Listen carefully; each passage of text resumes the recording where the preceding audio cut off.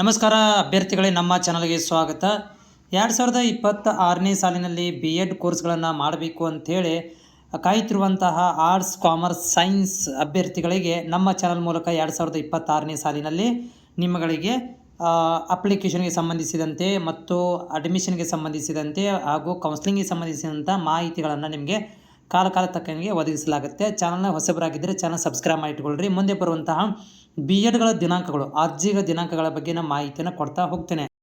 ಒಂದು ನಮ್ಮ ಅಭ್ಯರ್ಥಿಗಳು ಕೇಳಿರುವಂಥ ಪ್ರಶ್ನೆ ಏನಂತಂದರೆ, ಈ 2026ನೇ ಸಾಲಿನಲ್ಲಿ BEdಗೆ ಏನಾದರೂ ಎಂಟ್ರೆನ್ಸ್ ಎಕ್ಸಾಮ್ ಬರೀಬೇಕಾ ಅಂತೇಳಿ. ಯಾಕಂತಂದರೆ ಈಗ ನೋಡಿರಿ, KSU ಇರ್ಬೋದು, IGNOU ಇರ್ಬೋದು, ಅವರು ಏನು ಮಾಡ್ತಾರೆ ಅಂತಂದರೆ ಎಂಟ್ರೆನ್ಸ್ ಎಕ್ಸಾಮ್ ಕಂಡಕ್ಟ್ ಮಾಡ್ತಾರೆ BEd ಮಾಡಬೇಕಂತಂದರೆ. ಬಟ್ ನಮ್ಮ ಕರ್ನಾಟಕದಲ್ಲಿ ಏನು ಮಾಡ್ತಾರಪ್ಪ ಅಂತಂದರೆ, ಸ್ಕೂಲ್ ಎಜುಕೇಷನ್ ಡಿಪಾರ್ಟ್ಮೆಂಟ್ ವತಿಯಿಂದ ಏನು ಪ್ರತಿ ವರ್ಷ ಕೂಡ ಕೌನ್ಸಿಲಿಂಗ್ ಪ್ರಕ್ರಿಯೆಗಳನ್ನು ಮಾಡೋದು, ಯಾವುದೇ ಥರಂಥ ಎಂಟ್ರೆನ್ಸ್ ಎಕ್ಸಾಮನ್ನು ಕಂಡಕ್ಟ್ ಮಾಡೋದಿಲ್ಲ. ಯಾಕಂತಂದರೆ ನಮ್ಮ ಕರ್ನಾಟಕದಲ್ಲಿ government application, government college, government ಸೀಟುಗಳಿಂದ ಪ್ರೈವೇಟ್ ಕಾಲೇಜುಗಳು ಹೋಗಬೇಕಂತಂದರೆ ನಿಮ್ಮ ಪರ್ಸೆಂಟೇಜು ಮತ್ತು ಕಾಸ್ಟ್ ಆಧಾರದ ಮೇಲೆ ಸೀಟ್ ಹಂಚಿಕೆಯನ್ನು ಮಾಡ್ತಾರೆ.